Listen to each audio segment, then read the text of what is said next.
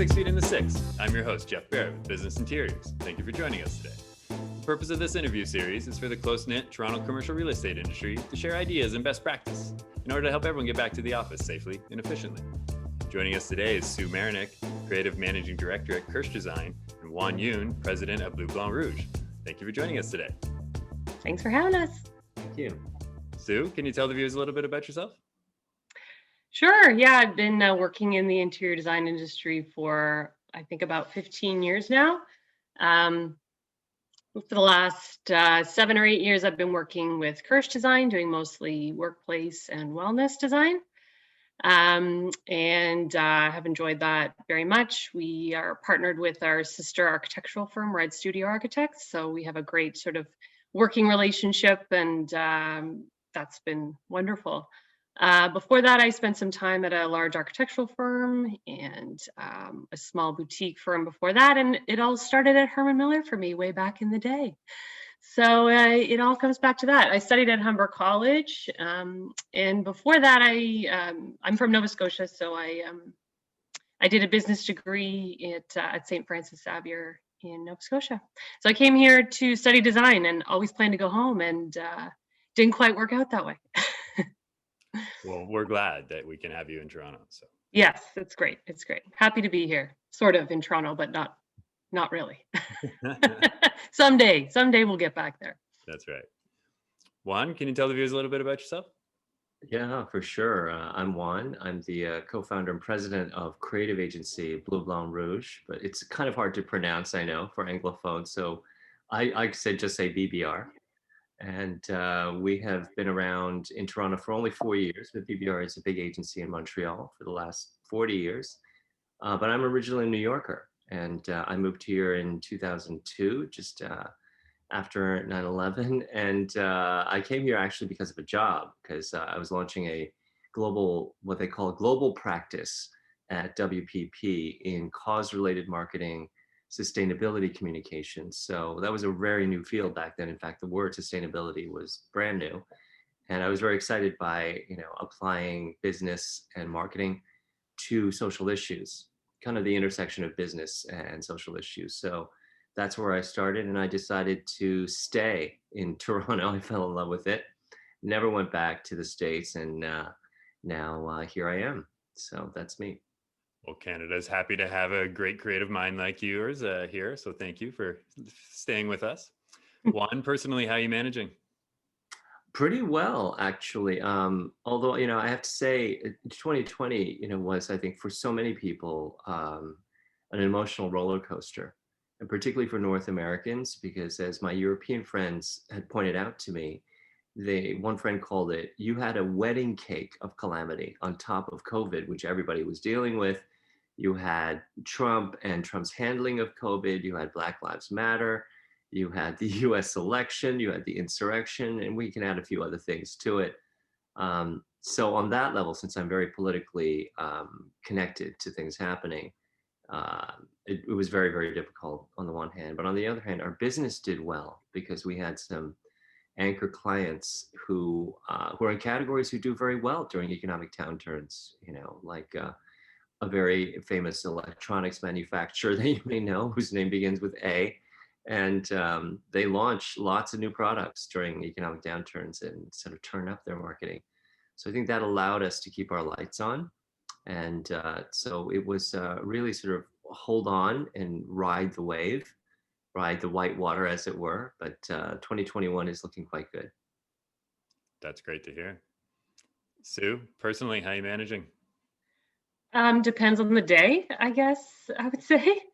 As you know, I have small kids, so it's just, I feel like this pandemic has been such a divisive thing, whether it's rich and poor, well and unwell, old and young.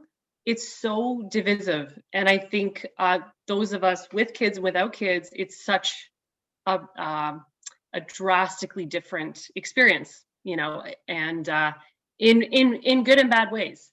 I'm happy to have these people that I live with. And also I live with 3 dudes all of the time, guys. That's a lot. I'm going to keep my language in check, but anyway, So yeah, being everything to everyone is a lot, whilst trying to keep relevant in our industry. Um, Also, like Wahn, though, we are still working. We're still keeping the lights on, so we're very fortunate in that regard. And my family's doing well. So I think all things considered, we're still here.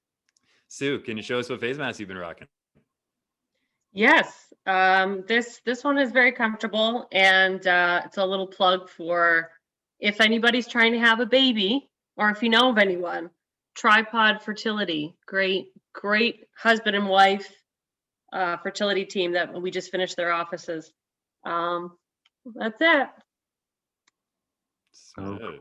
Nice. Nice plug too. They're called Yeah. tripod, and it's for fertility. That's saucy. What's that? They're called tripod. Yeah, it is saucy. That's cute. I mean, I'm a branding agency, a branding and creative agency, so we notice things like that, Sue. Wahn, can you show us what face mask you're rocking? Oh, my face masks are very boring. In fact, they're black and white, kind of Classic. literally. So we have the classic black, right? So it makes me look like a gangster. I'm about to like carjack you. And then the other is I have very protective friends, and they gave me a KN95 mask for like when I occasionally get on short flights to Montreal. And I guess this is the one that truly protects you, huh? Etc. But I have a friend who is a designer. She used to be the makeup artist for Yves Saint Laurent at Whole Renfrew, but she is a wonderful painter and designer, and she is in fact designing custom masks for us based on her watercolors. So shortly I will have an array of watercolor masks, so which kind of probably look like the painting behind me. Imagine that on my. Beautiful. So, in a new segment on the show, we take a deep dive on our guest LinkedIn accounts and look for posts that need more context. Now, your LinkedIn account is not that busy, so I decided to go to your Instagram account, if that's okay. And I found this post. It looks like from the Second City. It says, "Hey, I'm doing this thing on April 27th. Come laugh at us." Can you tell us a little bit more about this and your involvement in Second City? Oh, I used to do fun things, guys. That's like what a blast from the past. I used to leave the house and laugh and get on a stage and everything. Yeah, so I've been a performer and a singer for about 20 years in more different bands and shows than I can even remember anymore. And so in the last couple of years, I've got involved in Second City and was lucky enough to make it into their conservatory program, which is essentially a year-long school where you work with a group of 10 or 11 other kids mostly, and then there was me, and you develop a show. So we wrote all of the content, and then we delivered it on the main stage at Second City. So it was a full year process, and it almost killed me trying to work as well as do that, but it was such a blast. And yeah, I'm still doing some things like that on the side and hope to keep it going because it certainly keeps life very fun and interesting. Wahn, can you tell us about your book of business and how it's been affected by COVID-19? I think I can give you sort of a segmented answer to it. I would say we are a creative agency, Bleu Blanc Rouge, and L'Institut Day, our sister company, of which I'm also the co-founder, is master planning, which is strategy that's sort of upstream of marketing or advertising. And that's where we connect with Kirsch Design on doing these innovative projects. And I think in both cases, we had worked with, let's say, a third of our clients were in categories where the pandemic was quite catastrophic, hospitality being one of them. We worked with a lot of hotel clients at Marriott International, in the States, at Hyatt. We started the reinvention of Thompson Hotels last year, and so on. And those categories, I think, spent, first of all, 6 months in furlough last year. So there was literally like a complete pause on any work whatsoever. Then I would say categories in the middle that required repositioning. So they needed to take a little time to reassess, and then they needed to do some fairly significant repositioning of what their brand stands for. in the market. And I would say our clients like Desjardins, were in that, but they were quite busy given the fact that they're in financial services, insurance, those kinds of things, which are just as necessary, if not more, during a time like this. And I think a third category would be those who actually needed to step it up because of the pandemic. They needed to do even more communicating or launch more products, etc. So in balance, we were fortunate. We didn't have to let anybody go during the pandemic. We could keep the lights on, and we were able to do some business development and even win some interesting new clients. They were certainly the exceptions to the rule, but I would say the book is healthier than I thought it would be, even though there were some pretty scary moments. And we're lucky. There are a lot of creative agencies and strategy consulting firms who had a disastrous 2020 and had to let some of their best people go. We did not experience that, so I feel very blessed in that regard. Sue, can you tell us how your book of business has been affected by COVID-19? Yeah, sure. So Kirsch Design has prided itself in really fostering and maintaining and developing long-standing relationships, both with building owners, brokers, and clients alike. So I think that is a testament to Donna Kirsch and her resilience and her ability to maintain terrific relationships. Welcome back. It's a couple weeks later, technical difficulties. Unfortunately, we had to pause our recording, and just so everyone knows that I don't really know what I'm doing. So these things tend to happen on most shows. So we are a couple weeks later. You'll notice my hair is officially uncontrollable at this point.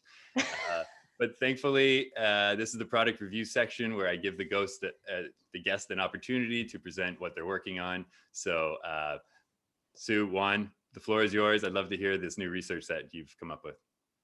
Fantastic. I beg to differ on your hair. I think it's got a whole Bee Gees thing happening. I'd say embrace it. So this was a really interesting project we did last year at really the height of the initial stage of the pandemic, where I think some of us had a little bit of time on our hands, but we wanted to really apply our skills. So we gathered a group of people, myself and Sue included, but other strategists, researchers, interior designers, and architects. And we really spent several months working on reimagining the workplace. What are the key principles, particularly post-COVID, that we can look forward to? And so this paper emerged. So if we go to the next slide, we're going to sort of gallop through.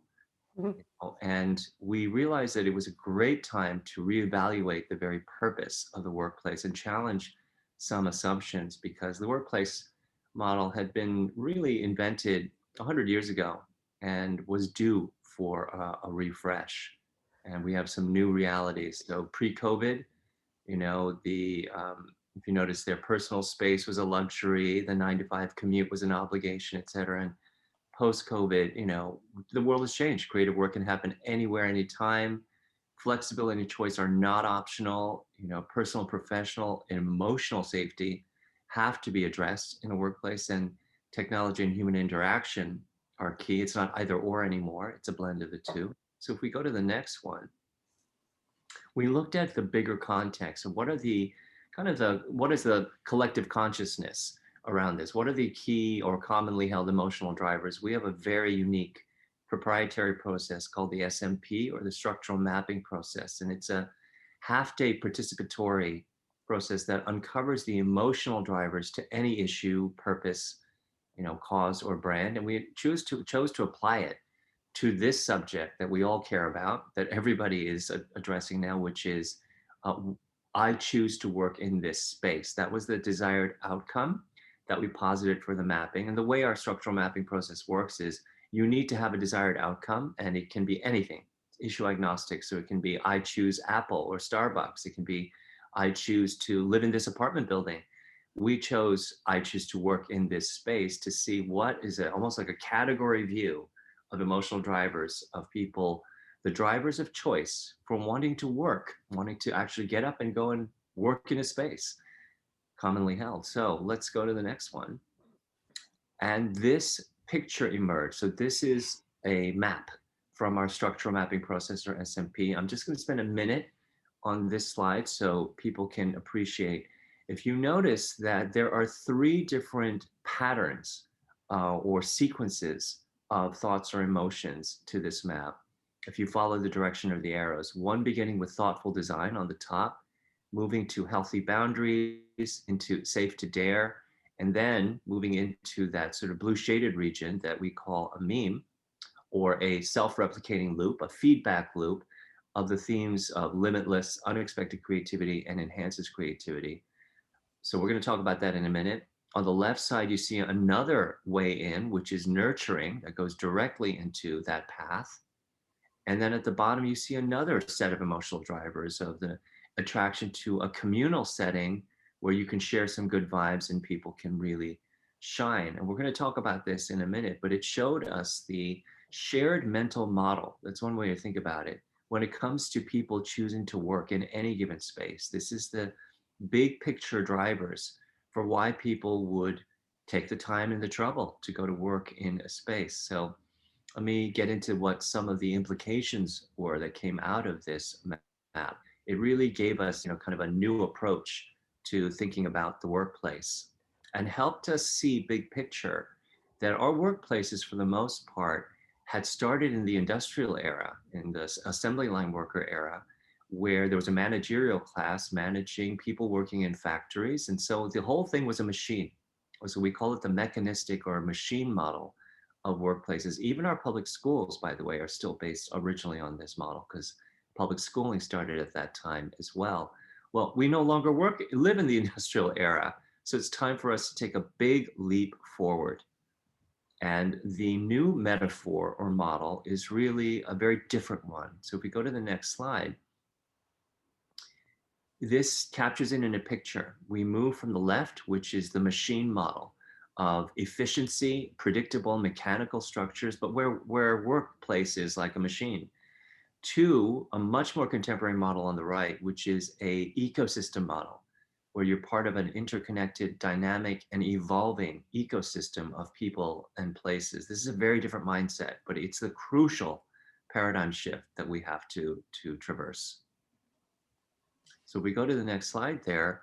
Workplaces as living ecosystems was really the new lens that we put on it. I'm going to hand the baton over to Sue, and she's going to talk about some of these dimensions that go into human, planetary, and economic health. Thanks, Wahn. Yeah, so we really, in order to think about the workplace as an ecosystem, it really required for us a shift in how we think about space and how we plan.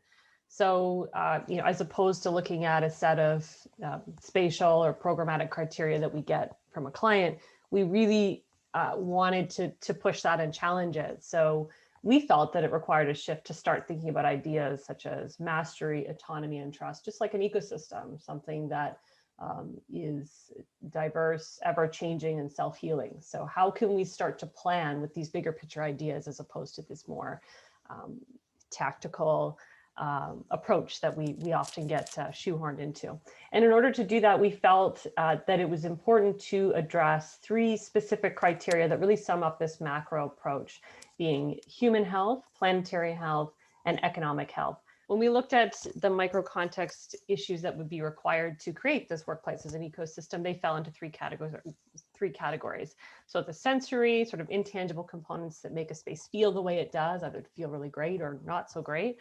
Physical components, so tangible things that can be touched and seen, and the systematic things that make the ecosystem operate at its best.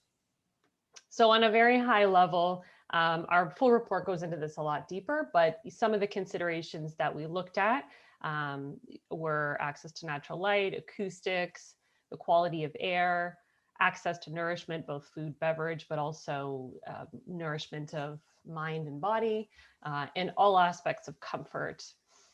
For the physical, we re-examined how we look at a space plan quite deeply, and you'll see that a little bit further as we go along. How we integrate technology into this new form of working, and how we not only make it work for a new space, but how do we bridge this new frontier moving forward of people working in multiple places all over the world. Obviously, materials and visuals have always been important to designers, and I think even more so now.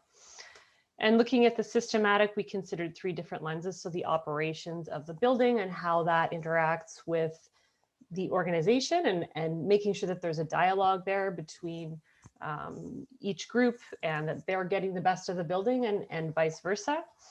That we talked at great length about culture, and how we bridge the gap between virtual culture and in-person culture. And of course, everyone's favorite topic these days, hygiene. Yeah, when we put that all together, and you see on the left-hand side, the 3, categories that Sue just talked about, the sensory, the physical, and the systemic, and then how that wraps into the new role of the workplace.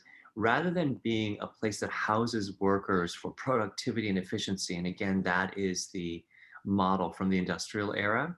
That's the altar at which we worshiped, in the business world. If you think about an ecosystem, then the workplace really then becomes a hub of creativity and culture. And this is a hugely important new role as a hub for creativity and culture, where people may or may not be working 9 to 5 every day, all day. There's going to be a variety of places and models. So the workplace can find a very important new role. And on the right-hand side, you see there the key summary of the key findings. From here to there are, the way these statements are phrased. So from work as a machine to work as an ecosystem, as I mentioned before, that's the big overlay. Then from a nice looking space to a multi-sensorial space that addresses all of the different senses. And number 3, from fixed components to very flexible, adaptive components in every part of the space. And Sue's going to show us an example of that shortly. And from a location-based model to a multifaceted process model that is a blend. We're going to be living a hybrid world where people are going to be partially or completely working from home, sometimes coming into the office, and working in different physical locations as well. And it's this blended world that we are going to need to adapt to. Once we had come up with this concept, we thought it would be great to try to put it into reality, if only virtually, hopefully physically at one point. So that brought us to this part. I wanted to just give you a little snapshot of the pre-pandemic plan that we ended up with. This was just one of our construction drawings. So as you can see here, definitely a lot of the cliches that we spoke of earlier. So a very sort of mechanistic worker bee workplace approach. A lot of focus on density, making sure we're getting as many bums and seats as possible, and a lot of static single-use spaces. In this case, we were trying to use a lot of the existing build, and at the same time, it certainly precluded a lot of the team from having access to light. So this is where we ended up from a planning perspective a couple of years ago. And this is where we ended up with in our ReThink plan. So on a very high level, really the idea here is that you work where you want, when you want. And it really is less about you having your flag or your stake in the ground of your 36 square feet or whatever it may be that you own, and really about everyone having an ownership of the whole space and coming into this place, as Wahn said, as a hub to engage in whatever type of activity makes sense for you with the group that you happen to be working with on that day. So in that, there's a huge focus on flexibility, providing flexible spaces, and as we'll see a little bit further, connection to back to this SMP. So really focusing on the emotional drivers. You won't see any room names on this plan, and that's very intentional. It's really about activities and ensuring that we are meeting the needs of the people. Our big design idea was creating this linear park in the center, which we've highlighted in pink. And one of our partners, Denise Santini, had this really cool sketch and idea about a park and its importance in a city and how could we translate that to the office.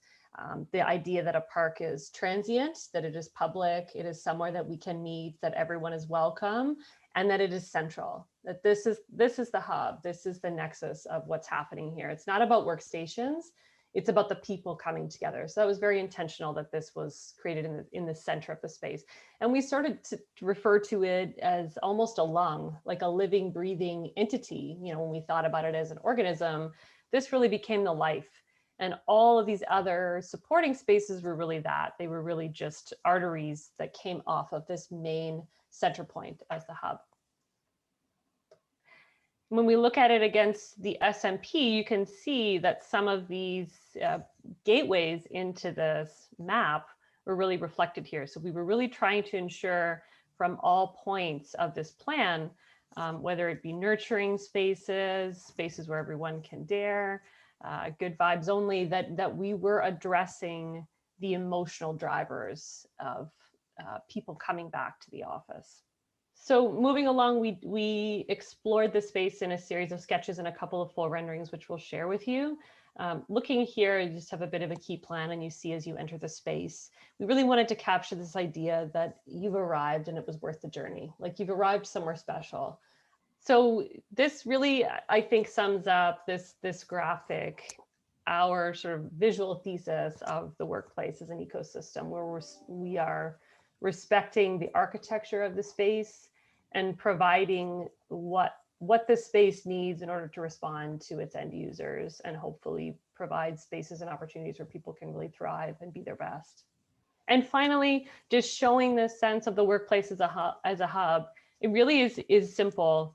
It's really about the people and how they choose to make it work for them. And I think the key here is that we're seeing that there's still lots of functionality. There's still some semblance of a workstation, dare I say it, in the corner. There's still pockets where people can, you know, have a war room. You know, there's still heads down space. There is whatever space it is that you need.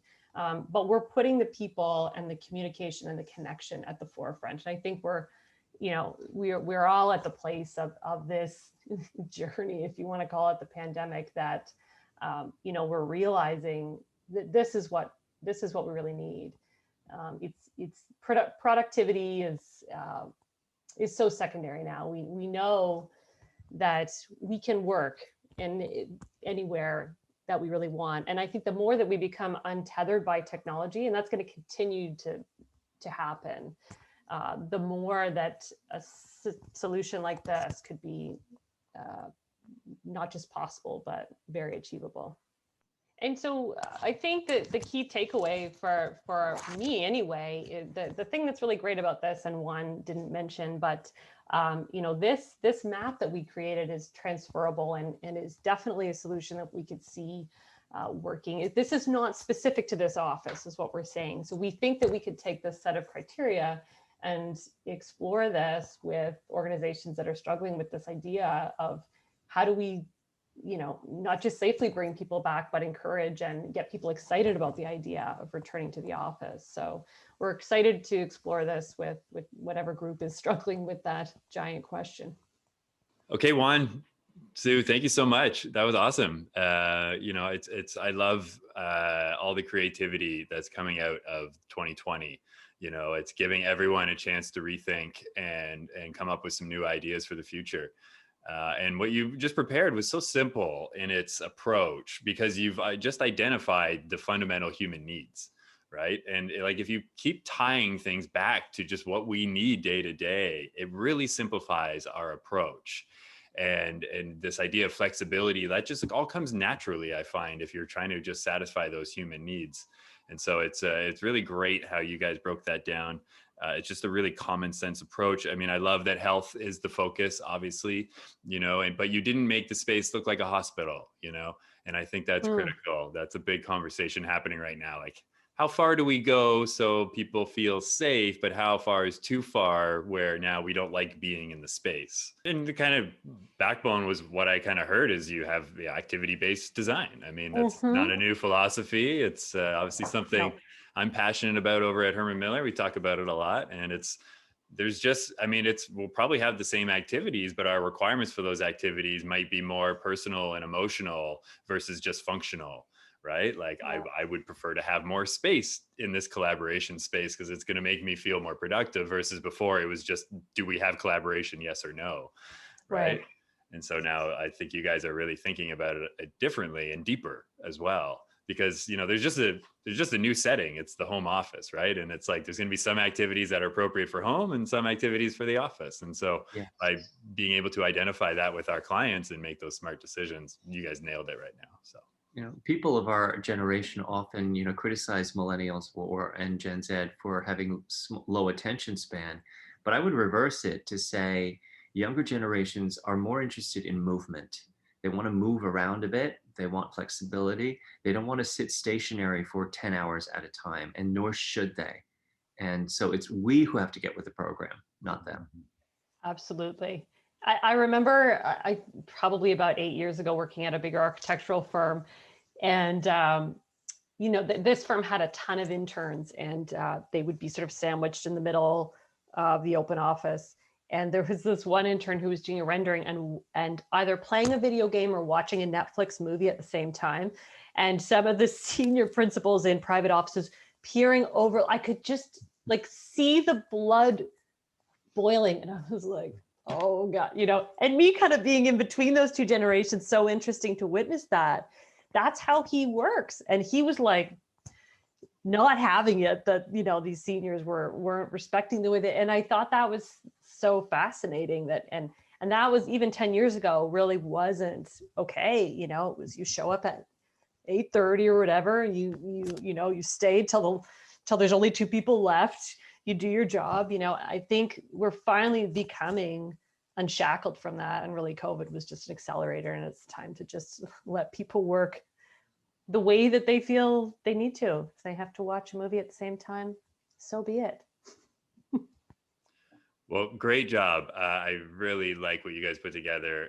I just, you know, and just so everyone knows, this is just a snack size version of what they've produced. It is a much deeper research report, and I would highly encourage everyone to reach out to Sue and Wahn for that deeper dive, because it's really fascinating. I've been exposed to it, and I think everyone else should see what they put together too. So thank you guys. Thanks so much. Yeah, appreciate it.